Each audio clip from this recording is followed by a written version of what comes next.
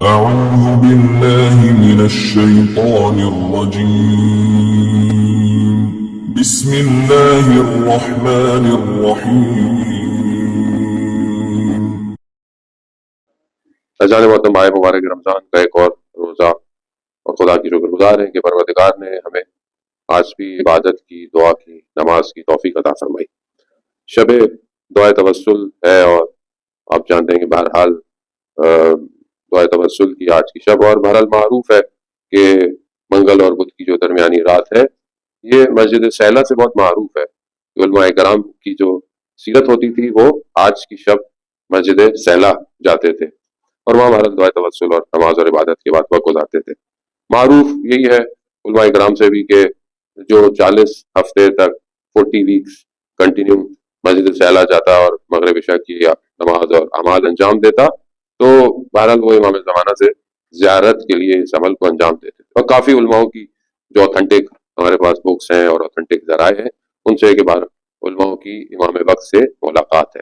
اسی طرح بہرحال مسجد جمکران بھی جو کم المقدسہ کے قریب ہے وہ بھی بہرحال اسی حوالے سے تھوڑی معروف ہے۔ ایسا نہیں ہے کہ بعض لوگ سمجھتے ہیں کہ امام وہاں نماز پڑھانے آتے ہیں، ایسا نہیں ہے، البتہ امام سے لوگوں کی ملاقات ضرور ہوتی ہے، اس لیے بہرحال معروف ہے۔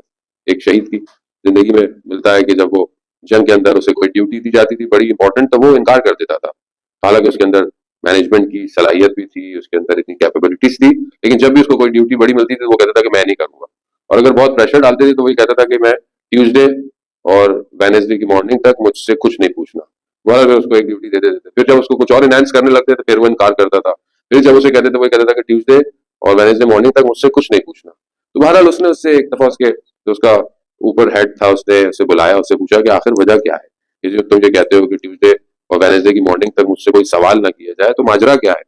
تو کہتا ہے کہ میں ہر ٹیوزڈے کو نکلتا ہوں یہاں سے اور میں مسجد جمکران جاتا ہوں اور 2 رکعت نماز امام زمانہ سے توسل کی جو ہے استغاثہ امام زمانہ پڑھتا ہوں اور پھر صبح تک میں واپس آ جاتا ہوں۔ اور کہتا ہے کبھی کبھی مجھے راستے میں 40 گاڑیاں تبدیل کرنی پڑتی ہیں تاکہ میں وہاں پہنچوں اور عبادت کر کے واپس۔ عزیزان محترم، عشق امام زمان ہے۔ اگر انسان کے وجود میں عشق پایا جائے تو وہ کوشش کرتا ہے، اور لیکن اگر اس کے وجود میں عشق نہ پایا جائے، اسے محبت نہ پائی جائے تو وہ بالکل بھی کوشش نہیں کرتا۔ تو بہرحال آج بھی شب وہی ہے، بے شک ہم وہاں نہیں ہیں، بہرحال دعائے توسل پڑھی گئی اور بہرحال وہاں ذہن ہمیشہ ایسی جگہوں پہ جاتا ہے اور اپنے وقت کے امام سے متصل کرتا ہے، اور اصل یہی ہوتا ہے کہ خلوص اور اخلاص سے دعا کے کلمات جو ہیں وہ ادا کیے جائیں تاکہ انسان اٹیچ ہو سکے۔ توسل یعنی ہے ہی یہی، متصل ہو جاؤ، ان کو وسیلہ قرار دو خدا کی بارگاہ میں۔ یہ جو وسیلہ جب قرار تبھی دیں گے کہ جب آپ ان کی معرفت رکھیں گے۔ آپ کسی کی معرفت رکھے بغیر اس کو کیسے وسیلہ قرار دے سکتے ہیں کسی اور کے لیے؟ اگر آپ کے نزدیک اس کی ویلیو ہے، اس پرسنالٹی کی، اس شخصیت کی، آپ اس کے بارے میں جانتے ہیں کہ یہ اتنا معیار رکھتی ہے کہ اگر میں اسے درمیان میں رکھوں گا تو سامنے والا میرا کام جو ہے وہ انجام دے گا، وہ تبھی ہوگا کہ جیسے آپ نے شیخ نے حدیث آپ نے بیان فرمائی کہ جو اپنے وقت کے امام کی معرفت نہیں رکھتا وہ جہالت کی موت مرتا ہے۔ خوب یہ معرفت تب ہوگی کہ جب آپ کا اپنا رابطہ ہوگا۔ آپ اپنی زندگی میں دیکھیں، بہرحال آج انہوں نے بہت مولا کائنات کے فضائل پڑھے، علی بن ابی طالب کے، اور آپ نے نعرے وارے بھی لگائے، تو بہرحال تھوڑی بڑی فرینچ ہمیں بھی تھوڑی وقت سمجھ آئی جاتی ہے، لیکن آپ فضیلتوں میں آپ یہ دیکھیں کہ ہم نے اپنی پوری زندگی میں، میں اپنی زندگی میں، آپ اپنی زندگی میں دیکھیں، ظاہر ہے کوئی کسی اور کی اسکروٹنگ تو نہیں کر سکتا، لیکن ہم نے خود حضرت علی ابن ابی طالب علیہ السلام سے اللہم صلی علی محمد سے کب ہم نے گفتگو کی ہے زندگی میں، کب ہم نے امام سے گفتگو کی ہے کہ امام کہتے کسے ہیں، امام سے کب بات کی ہے، کب ہم زندگی میں پھنسے ہوں اور ہم نے امام کو پکارا ہو۔ مسجد میں ڈیفینیٹلی لوگ پکارتے ہیں، بعض اوقات زبان پہ بھی رہتا ہے انسان، یہ تو بہرحال ہمارے پیرنٹس کی محنت ہے جو ہم بولتے ہیں یا علی مدد، لیکن آپ نے خود کبھی زندگی میں بیٹھ کر تنہائی میں حضرت علی سے گفتگو کی؟ کبھی نجف گئے اور مولا سے بات کی، یا سامنے سے علی کو ہاتھ لگایا، چوما اور سلام کیا، تصویریں کھینچی، سیلفیاں کھینچی اور باہر آ گئے، یا اسٹیٹس اپڈیٹ کیا کہ آئی من نجف، یا کبھی خود گفتگو کی، کبھی کلام کیا، کبھی اپنے آپ کو کھولا ان کے اوپر؟ کیونکہ معرفت کا مسئلہ ہے، معرفت ضعیف ہے۔ جب آپ کو معرفت نہیں ہوگی تو ظاہر ہے آپ اس تھراٹ کے ساتھ نہیں بھاگیں گے، اس تھراٹ کے ساتھ نہ دوڑیں گے، نہ دروازے کٹکھٹائیں گے۔ علامہ امینی رضوان اللہ تعالیٰ علیہ، آپ جانتے ہیں، جنہوں نے کتاب الغدیر لکھی اور مولا کائنات کے فضائل کو جہاں جہاں ملا اس کو کلیکٹ کیا، ایون ایجپٹ میں، کہیں دمشق میں، انڈیا میں، بغداد میں، جہاں ان کو پتہ چلتا تھا وہ جاتے تھے لائبریری میں، پوری پوری رات لائبریری میں بیٹھے رہتے تھے اور جو بھی چیز ملتی تھی اس کو کلیکٹ کرتے تھے. اب یہ کلیکشن نے ان کو بہرحال، اس زمانے میں ظاہر آپ جانتے ہیں کہ حکومت اچھی حکومتیں نہیں تھی.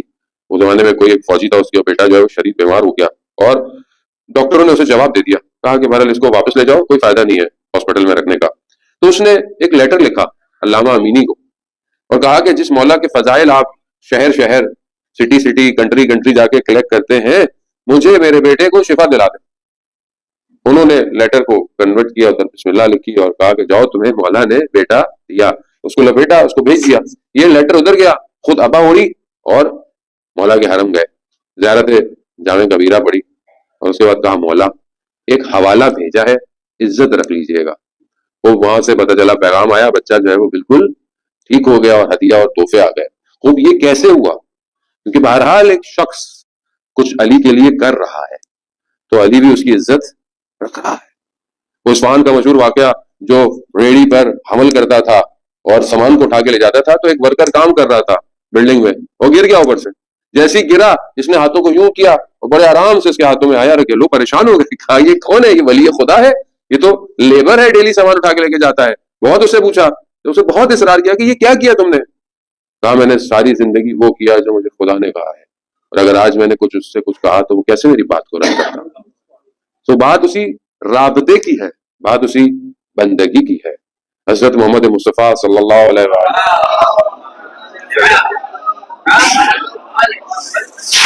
رسول خدا جب معراج پہ گئے تو حدیث معراج ہے، بہت طولانی ہے، بہت اس کے پارٹس ہیں، آپ نے سنی بھی ہوگی. بہرحال ایک مقام پر حدیث کا ایک حصہ یہ بیان کرتا ہے کہ پروردگار نے رسول خدا سے پوچھا کہ اے احمد، کیا آپ جانتے ہیں کہ میرا انسان، جو میرا بندہ ہے، وہ کامل کب ہوتا ہے، کمپلیٹ کب ہوتا ہے؟ یعنی جو انسان کامل ہے، میرا بندہ جو صحیح میرا بندہ ہو، وہ کب ہوتا ہے؟ رسول خدا نے کہا کہ لا تدری، اے میرے پروردگار میں نہیں جانتا.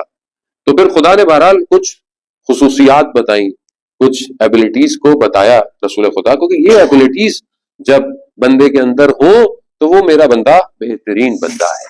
تو میں بہرحال کچھ آپ کی خدمت میں جتنا میں آپ کو بیان کر سکا، پھر بہرحال اس کو آگے کنٹینیو کریں گے.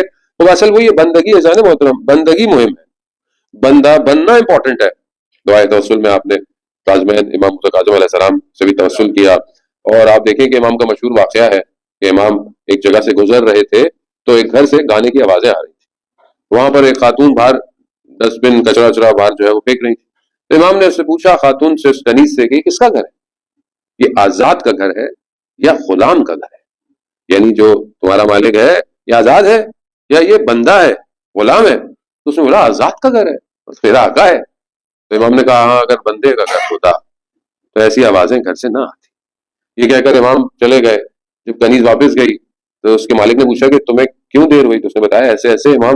امام نے اس سے یہی کہا کہ یہ آزاد کا گھر ہے یا غلام کا گھر ہے. ایک جملہ امام کا، ایک جملہ، سوچے ڈائریکٹ بھی نہیں تھا، کنیز کے ذریعے سے پہنچا، لیکن کیونکہ کلام معصوم تھا، سیدھا جا کر قلب پر لگا اور قلب کو ٹکڑے ٹکڑے کر دیا.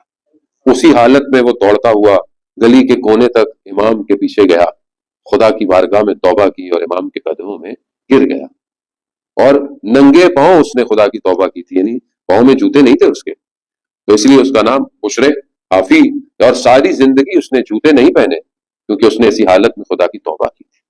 تو اصل جو ڈیزگنیشن ہے وہ کہ اٹس ویری امپورٹنٹ کہ وی ہیو ٹو اسٹڈی، اور پڑھائی اور ایجوکیشن اور جاب اور پوسٹ، یعنی آپ کی آئی ڈی، آپ کا ڈیزگنیشن کیا ہے، وہ بٹ ویلیوز. ڈیفینیٹلی آپ دنیا میں رہتے ہیں، آپ کو کام کرنے ہیں، سارے کام ہیں، مگر اصل آئیڈینٹی جسے ملائکہ دیکھ رہے ہوں وہ آپ کا ہیش ٹیگ بندگی ہے.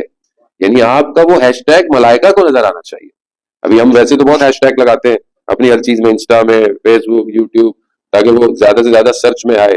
جانے محترم، جو اللہ کی طرف سے ہیش ٹیگ ہے جو سب سے کمال پر ہے وہ بندگی ہے، یعنی انسان خدا کا بندہ بن جائے.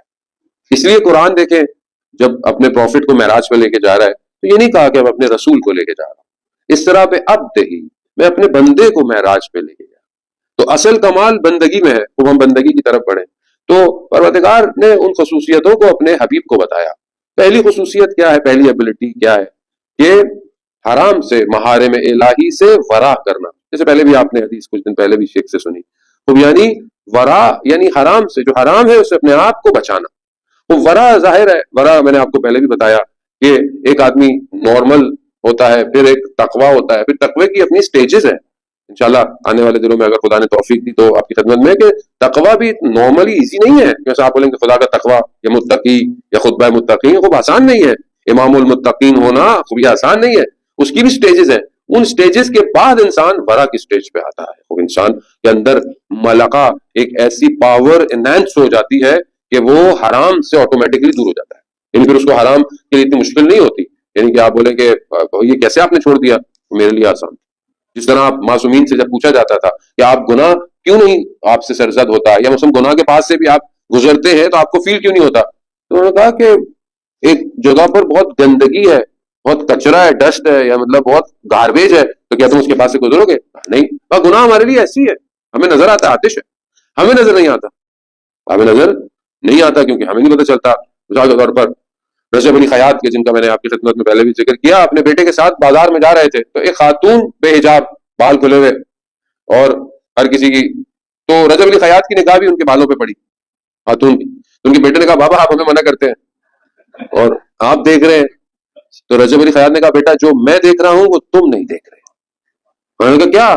کہا کہ یہ کھلے بال نہیں ہے، یہ آتش ہے جہنم کی جو جا رہی ہے، اور جو اس کو دیکھتا ہے اس آتش میں چلا جاتا ہے.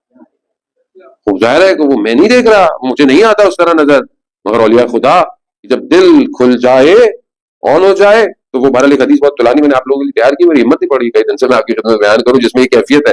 شاید میری اپنی کیفیت نہیں آ پا رہی ہے کہ وہ حدیث میں آپ کی خدمت میں بیان کروں.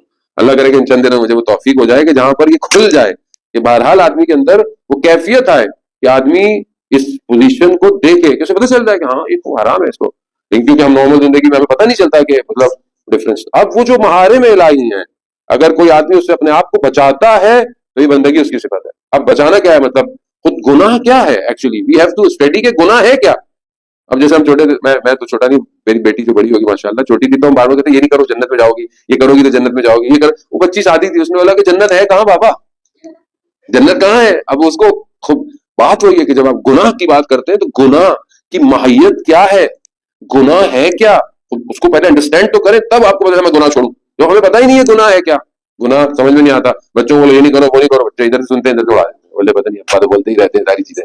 وہ ماں باپ، یہ مطلب ایک نیچرل سی بات ہے. مثلا اپنی نگاہوں کو کنٹرول رکھو، نگاہوں کو نامحرم سے بچاؤ، اپنے آپ کو نامحرم ریلیشن شپ سے. خوب یہ نہیں فیل ہوتا انسان کو، پتہ نہیں چلتا انسان کس وادی کے اندر گھوم رہا ہے. ویسے بھی سوشل میڈیا اور یہ ساری چیزیں اس نے تو سارے حدود اور بریکس ختم کر دیے نا. اب تو کوئی شرم حیا سب ختم ہو گیا، انسان کو پتہ بھی نہیں ہے.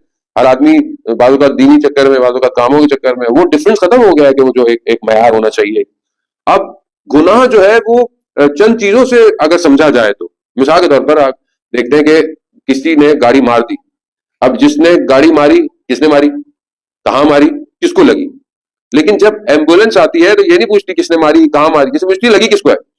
ایٹ دا اینڈ اس حادثے کا جو نقصان ہے وہ کیا ہے؟ گناہ ایسی ہے، ایک گناہ ہے خود، مثال کے طور پر جھوٹ بولنا، اور ایک وہ ہے جس نے جھوٹ بولا ہے، اس کی وجہ سے گناہ بڑھ جاتا ہے.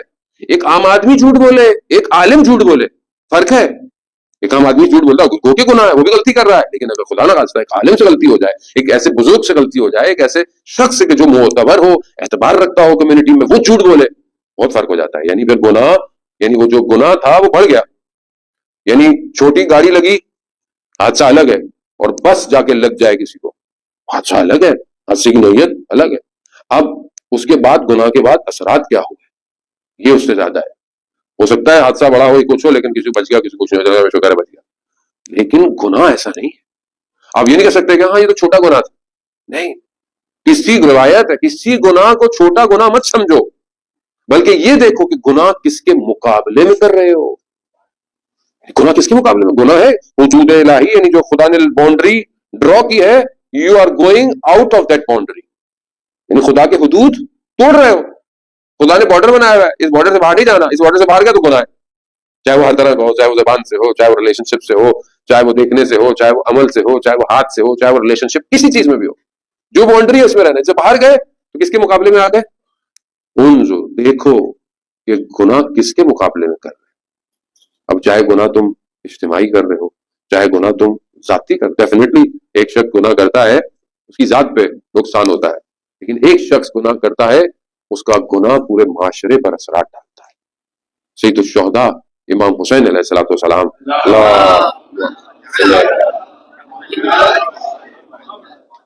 امام حسین علیہ الصلوۃ والسلام نے جو قیام کیا یزید کے مقابلے میں، وہ یہ نہیں تھا کہ یزید صرف گناہ کر رہا تھا تو مثلا کوئی شراب پیتا تھا تو یہ سارے فاسق کام انجام دیتا تھا، صرف اس لیے نہیں کہ اس کے ذاتی کام نہیں، بلکہ امت سو گئی تھی۔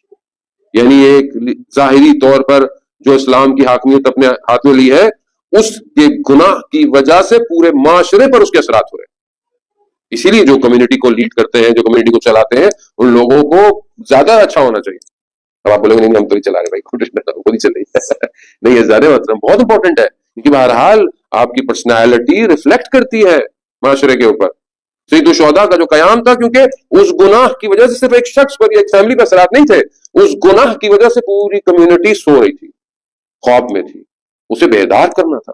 اسی لیے امام حسین نے اتنی بڑی قربانی دی۔ گناہ جو ہے وہ الگ الگ اثرات کو معاشرے کے اوپر مرتب کرتا ہے، اور بعض اوقات گناہ آہستہ آہستہ انسان کے قلب کو سیاہ کر دیتے ہیں۔ چھوٹا سا ہے، یہ تو پتہ نہیں چل رہا، اس کے تو اثرات نہیں ہوں گے، لیکن آہستہ آہستہ وہ ڈاٹ جو ہے نا قلب میں وہ ڈلتا ہے، اور وہ ڈاٹ ڈلتے ڈلتے پوری فائل بلیک ہو جاتی ہے، اور جب وہ بلیک ہو جائے تو پھر خدا قرآن میں کہتا ہے کہ بس ہم نے پھر ان دلوں پہ تالے لگا دیے، پھر ہدایت نہیں ملتی۔ تو انسان بہرحال اپنی زندگی میں، کیونکہ سب سے بیسٹ عزیزان محترم یہی ہے کہ انسان اپنے آپ کو، کوئی بھی عبادت دیکھیں، آپ عبادت کریں، بہترین عبادت کریں، بہترین دعائیں کریں، ٹھیک ہے، اور اس کے بعد آپ اپنے آپ کو گناہوں سے نہ بچائیں۔ تو بالکل ایسی ہے جیسے آپ پانی ایک بکٹ میں لے کے آ رہے ہوں بڑی دور سے، اور اس میں سوراخ ہو، اور آپ بھر بھر کے لا رہے ہوں لیکن سوراخ ہو، یعنی آپ کی ساری محنت کیا ہو رہی ہے؟ ضائع ہو رہی ہے۔ اسی لیے اولیاء خدا ہمیشہ یہ کہتے تھے کہ پہلے اپنے آپ کو حرام سے بچاؤ۔ جب تم اپنے آپ کو حرام سے، محارم الہی ان سے بچاؤ گے، تب تمہاری عبادت خدا کی بارگاہ میں پرواز کرے۔ مشہور واقعہ ہے جو بنی اسرائیل کا ایک عابد کا، آپ نے سنا ہوگا، میں نے بھی کئی دفعہ اس کو بیان کیا ہے، کہ وہ عبادت کرتا تھا، مشہور تھا، اور پہاڑوں پہ عابد تھا۔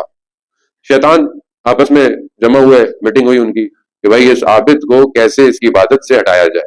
وہ ادھر ہے، آپ کو پتا ہے شیطان آلویز آن ہے، ایکٹیو ہے، وہ ایسا نہیں ہے کہ شیطان جو ہے وہ کبھی سوتا ہوتا ہے، وہ اپنا کام پورا صحیح کرتا ہے۔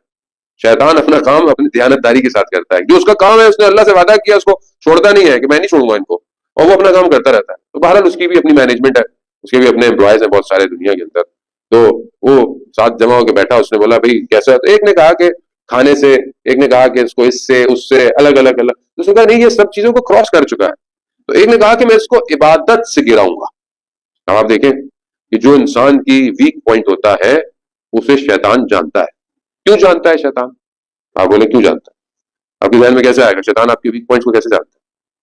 کیونکہ شیطان آپ کی گرینڈ پیرنٹ سے بھی واقف ہے، ان کو پتا ہے کہ اس کے فیملی میں، اس کے جینز میں کیا پرابلم تھی، یہ ویکنس اس کی فیملی میں چلتی ہوئی آ رہی ہے، وہ جانتا ہے، وہ وہیں سے آتا ہے، اور وہیں سے، اور اس لیے قرآن اور آیات کہتی ہیں کہ آپ شیطان کو ہلکا مت سمجھیں، شیطان کو مت سمجھیں کہ مطلب شیطان سو رہا ہے یا نہیں، شیطان وہ مبین ہے، آشکار سخت ترین دشمن ہے تمہارا۔ بہرحال وہ ایک جوان کی صورت میں آیا، اس کا دروازہ کٹکھٹایا، جو بھی تھا، بہرحال میں کون ہو؟ کہا جوان ہوں۔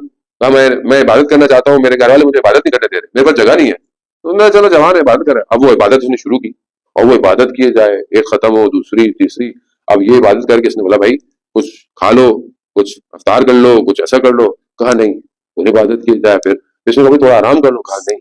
اب یہ جو ہے وہ سو رہا ہے، اس نے دیکھا کہ وہ جو نوجوان ہے وہ عبادت کرتے کرتے پرواز کر رہا، تو اس نے بولا کہ یہ کون سی عبادت ہے کہ میں اتنے سالوں سے عبادت کر رہا ہوں، میں پرواز نہیں کر پایا۔ تو اس نے اس سے پوچھا، اس کو بڑے واسطے دیے، کیونکہ مجھے توقعات نہیں، تم نہیں کر سکتے۔ کہا نہیں مجھے بتاؤ، مجھے ایسی عبادت کرنی ہے۔ کہا کہ بہت مشکل ہے۔ کہا کیوں؟ کہا میں نے ایک گناہ کیا ہے، اور جب اس گناہ کو میں یاد کرتا ہوں تو میری عبادت اور آگے کی طرف جاتی ہے۔ اور وہ دیکھیں، اس لیے کہتے ہیں عبادت بغیر بصیرت کے بیکار ہے، یعنی بصیرت ہونی چاہیے، انسان کی آنکھ کھلی بھی ہونی چاہیے، صرف عبادتوں سے کچھ نہیں ہو سکتا، ہاتھ میں تسبیح استغفر اللہ کچھ نہیں ہونے والا جب تک آپ کی بصیرت نہ ہو، آن نہ ہو کہ what's happening in the world, actually آپ کو پتہ ہی نہ ہو حق کہاں ہے باطل کہاں ہے۔ تو وہ عابد بیچارہ سادہ سا عابد تھا، اس نے بولا کون سا گناہ؟ کہہ رہا تم نہیں کر سکتے۔ کہا نہیں مجھے بتاؤ۔ کہا شہر میں جا کر ایک خاتون کی جو غلط کام کرتی ہے اس کے بعد جا کر گناہ کو کرو، پھر یہ اور پھر توبہ کرو۔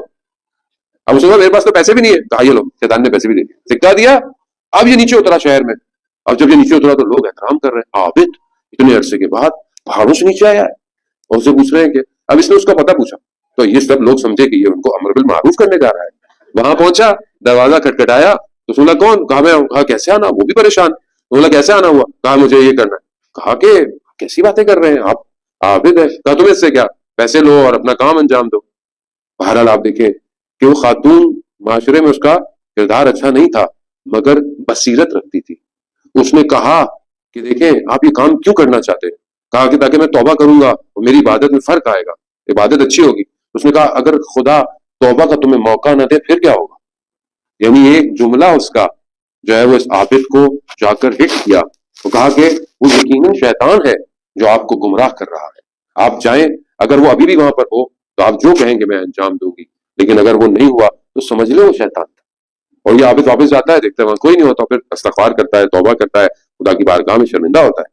لیکن جیسے ہی عابد جاتا ہے تو یہ خاتون جو ہے اس کا ضمیر، اس کا انر جو ہے وہ اس کو کہتا ہے کہ تم نے اس کو تو کہہ دیا کہ توبہ کرو، کہ توبہ کا موقع تمہیں ملے گا کہ نہیں، تمہارا اپنے بارے میں کیا خیال ہے؟ یہ خیال آنا تھا تو اس نے توبہ کی، اور اسی رات کو وہ گریا کرتے کرتے اس کی ڈیتھ ہو گئی۔ دوسرے دن اللہ نے اس زمانے کے نبی کو وحی بھیجی کہ جاؤ ایک اولیاء خدا کا انتقال ہو گیا ہے، اس کا جنازہ پڑھا۔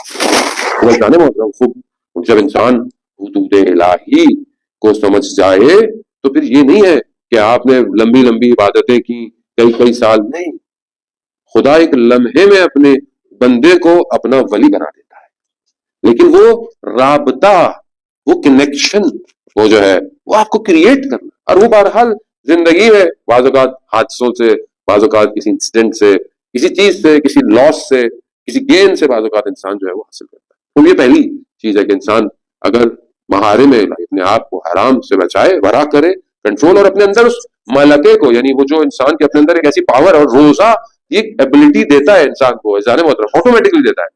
یعنی جیسے آپ اپنے آپ کو کنٹرول رکھتے ہیں، پانی نہیں پیتے، کھانا نہیں کھاتے، یعنی اتنا کنٹرول ہے، آپ نماز پڑھتے ہیں، نماز پڑھ کر جماعت کے ساتھ دعائیں، اس کے بعد بہرحال آپ افطار کرتے ہیں، مطلب آپ دیکھیں کتنا کنٹرول ہے کہ نماز کے اذان کے 15-20 منٹ 25 منٹ بعد بھی آپ اپنے آپ کو قابو رکھے ہوئے ہیں، پھر بھی آپ جا کر حملہ نہیں کرتے، اٹیک نہیں کرتے، آرام آرام سے۔ اور یہ بچے ماشاءاللہ جو کر رہے ہوتے ہیں، یہ ہم سے بھی لیٹ کھولتے ہیں روزہ، ابھی ہمیں نہیں پتا اذان ہو رہی ہو، یہ کچھ کھاتے پیتے ہیں ہمیں نہیں پتا، لیکن بہرحال تو یہ چیز کیا ہے، یہ آپ کے اپنے اندر ایک پاور آٹومیٹکلی آپ کو دے رہی ہے کہ you can do all these things, you can cope your self, آپ کور کر سکتے ہو، شجاعت کر سکتے ہو، پاور ہے نا۔ خوب یہ پاور ہمیں باقی کاموں میں بھی تو آنی چاہیے۔ یہی پاور جو ہے وہ ہائیبرڈ گاڑی کی طرح جو بیٹری خود بخود چارج ہوتی رہتی ہے، روزہ اصل میں ہمیں اندر سے چارج کر رہا ہے۔ چارج اس لیے کر رہا ہے کہ تم نے بعد میں بھی چلنا ہے، یہ نہیں کہ روزہ ختم ہو گیا تھا چلو بھائی اللہ تعالیٰ بھی چلے گئے، سب چلے گئے، سب آن ہو گیا، ساری چیزیں نہیں، اس کو آگے لے کر ہمیں اپنے آپ کو چلانا ہے۔ صلوات بھیجے محمد والے محمد۔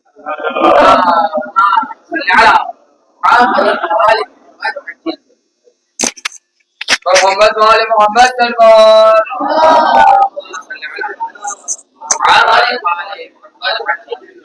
نعرہ تکبیر، نعرہ رسالت، نعرہ حیدری، محمد والے محمد صلوات اللہ۔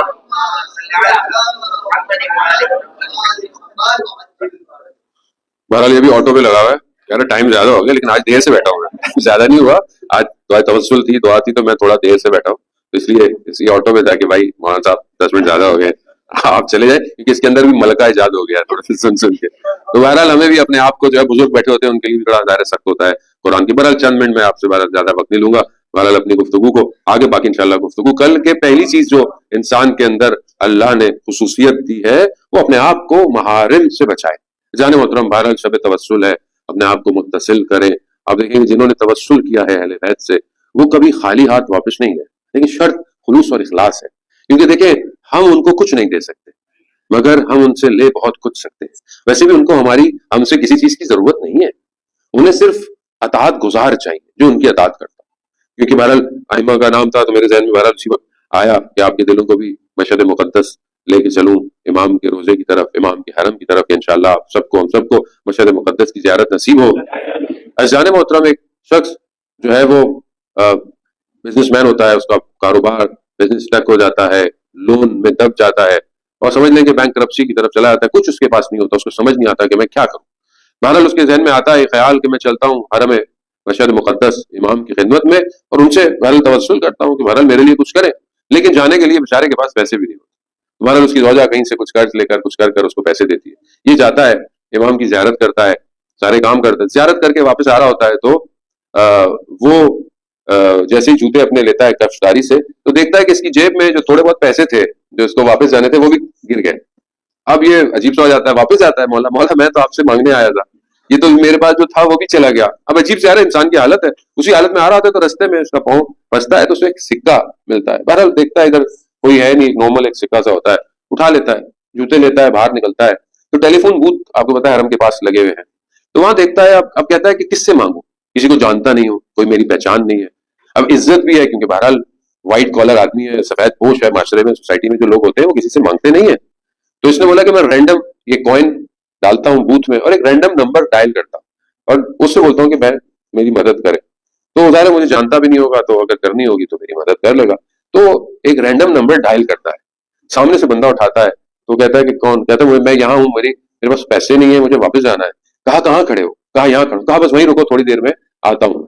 کچھ دیر گزرتی ہے تو ایک بڑی اچھی گاڑی آتی ہے تو اس کو پوچھتی ہے کہ تمہیں نے کال کی تھی؟ کہا آؤ بیٹھو۔ گاڑی اس کو لے جاتی ہے اور شہر کے ایک اچھے علاقے میں جہاں بڑے گھر ہوتے ہیں، جو گھر کے اندر انٹر ہوتا ہے دیکھتا ہے بہت بڑا گھر ہے، تو سامنے سے شخص آتا ہے، اس کو استقبال کرتا ہے، اس کو ریسیو کرتا ہے، کہتا ہے آؤ بیٹھو۔ کہا تم نے کال کی تھی؟ کہا وہ کال میں نے اٹھائی تھی۔ کہا کون ہو؟ کہا تمہاری کیا پریشانی ہے؟ دیکھتا ہے تھوڑی دیر میں اس کو چائے وائے ہوتا ہے تو اس کا ایک بچہ جوان سا آتا ہے، چائے دیتا ہے، یہ وہ تو کہتا ہے تم پیسے چاہیے؟ کہتے تمہاری پریشانی کیا ہے؟ کہا ایسا ہے، میرا کام تھا اور وہ ایسا ہو گیا، اس میں نقصان ہو گیا، مجھے لوگوں کے پیسے دینے۔ کہا کتنے پیسے دینے؟ اس زمانے کے حساب سے بہت اماؤنٹ تھی، بڑی اماؤنٹ تھی، تو بہرحال وہ بتاتا ہے مطلب شاید 100 ملین یا 150 ملین، اس زمانے کے حساب سے ایک بڑی اماؤنٹ تھی تمہارے میں، تو وہ چیک لکھتا ہے اور پوری اماؤنٹ اس کو لکھ کے دے دیتا ہے، بولے یہ لو۔ کہا کیا؟ کہا یہ واپس کرو، اور کہا کہ یہ مجھے تم سے واپس بھی نہیں چاہیے۔ وہ تعجب کرتا ہے، پھر کہتا ہے اچھا تمہیں نیا بزنس کے لیے کتنے پیسے چاہیے؟ کہا مجھے اتنے پیسے ہوں گے تو میں نیا کروں۔ کہا ایک اور چیک لکھتا ہے، کہا یہ لو، اور کہا کہ اگر ہو جائے تو مجھے واپس کر دینا ورنہ مسئلہ نہیں ہے۔ تو وہ پریشان ہو جاتا ہے کہ مطلب تم ہو کون اور تم اتنی میری مدد کیسے کر رہے ہو؟ تو وہ کہتا ہے کہ میرا بچہ جو چائے تم نے دیکھی جو چائے پلانا ہے، ہاں میرا ایک ہی جوان بیٹا ہے، کہا اس کو ایک عجیب مرض ہو گیا، ایک عجیب بیماری ہو گئی جو میں نے یہاں بہت علاج کرایا لیکن اس کا علاج نہیں ہوتا تھا، پھر میں اس کو دنیا میں لے گیا، پھر میں کہیں انگلینڈ لے گیا اور وہاں گیا تو وہاں انہوں نے کہا کہ اس کے کچھ ٹیسٹ ہوں گے، اگر اس کے کچھ ٹیسٹ رپورٹیں اگر اس کی ٹیسٹ کی رپورٹس پازیٹیو آئیں تو صحیح ہے، ورنہ اگر کچھ رپورٹس آگے پیچھے ہوئی تو پھر بہت مشکل ہے کہ آپ کے بچے کا علاج ہوتا ہے۔ بہرحال وہ کہتا ہے کہ کچھ 4 ٹیسٹ تھے کچھ ایسے جس میں سب کو ایک جیسا آنا، لیکن 2 رپورٹس آئیں تو وہ نیگیٹو تھیں اور اس ٹائم میں 2 کا انتظار کر رہا تھا، تو میں اچانک سے ہاسپٹل کے صحن میں آیا اور وہیں سے میں نے امام رضا سے اپنے آپ کو متصل کیا۔ کہا مولا گو کہ میں آپ کے شہر میں رہتا ہوں، آپ کا اچھا زائر نہیں ہوں، جس طرح مجھے آپ کی زیارت کرنی چاہیے لیکن ہوں تو آپ کے شہر کا، مولا میرا ایک ہی بیٹا ہے، اس کو بچا۔ کہتے ایسے میں نے تھوڑی دیر میں دیکھا کہ وہاں سے جو میٹ تھے جو نرس تھا وہ آیا اور اس نے کہا کہ یہ 2 رپورٹس پازیٹیو آ گئی ہیں اور ہم بہت تعجب کر رہے ہیں کہ یہ 2 رپورٹ پازیٹیو کیسے آئی ہیں۔ انہوں نے پھر دوبارہ ٹیسٹ کیے سارے اور ساری رپورٹ پازیٹیو آئیں اور وہ بچے کو امام نے شفا دی اور واپس کہا۔ اس وقت میں نے امام سے کہا تھا کہ اگر میرے بچہ ٹھیک ہو جائے تو میں آپ کے ایک زائر کو اتنا دوں گا کہ جتنا وہ تصور بھی نہیں کرے۔ کہہ رہا وہ دن اور آج کا دن ہے، میں حرم میں گیا، میں گلیوں میں گیا مگر وہ مجھے زائر نہیں ملتا تھا، اور آج جب تمہارا فون آیا تو میں سمجھ گیا کہ امام نے آج اس زائر کو میرے پاس بھیجا ہے۔ وزان محترم اصل رابطہ ہے، اصل کنیکشن ہے، ان کے یہاں دینے میں کوئی مشکل نہیں ہے۔ بہرحال ماہ مبارک ہے، ہم اپنے آپ کو ریڈی کریں، آمادہ کریں اور امام سے لیں، خاص طور پہ اس مہینے میں ہمیں وہ کیفیت ملے، وہ عبادت ملے، وہ دعا ملے، وہ گریہ ملے، تاکہ ہم اپنے آپ کو خدا کے حضور پیش کر سکیں۔ وآخر دعوانا والحمدللہ رب العالمین۔ پروردگار تو رحمان ہے، تو رحیم ہے، تجھے نظیم ہستیوں کا واسطہ کہ جن کے لیے ہم نے نام لے کر دعائیں پڑھی ہیں، پروردگار وقت امام کے ظہور میں تعجیل عطا فرما، ہمیں ان کے ناصروں ان کے مددگاروں میں شمار فرما۔ حاضرین مجلس میں جو بیٹھے ہیں پروردگار انہیں ان کی جائز خواہشات کو پورا فرما، جو بیمار ہیں اگر حاضرین میں ہیں آپ کے دوست احباب رشتہ دار اولاد جو بھی ہیں، بہرحال مجھے بھی کئی لوگوں نے کہا ہے پروردگار ان سب کو شفائے کاملہ اور عاجلہ عطا فرما، بے گناہ اسیروں کو کہیں پہ بھی ہیں انہیں جلد سے جلد رہائی عطا فرما، مسلمان جہاں بھی ہیں ان کی جان مال عزت آبرو کی حفاظت فرما۔ پروردگار اس بہترین مہینے کے صدقے میں، اس رحمتوں کے مہینے میں مسلمانوں پر رحم فرما، مسلمان جہاں مشکلات میں زندگی گزار رہے ہیں ان کے لیے آسانیاں فرما، انہیں آزادی کی جنگیں جو لڑوائی ہیں انہیں کامیابی عطا فرما، ہمیں آپس میں اتحاد متحد ہو کر وقت کے امام کا منتظر بنا، اس کمیونٹی کو بھی اسی طرح کامیابی کی طرح وقت کے امام کے لیے تیار ہونے کی توفیق عطا فرما۔ اللہم ارزقنا زیارت الحسین فی الدنیا و شفاعتہ فی اللہ، صلوات بھیجتے محمد وعلی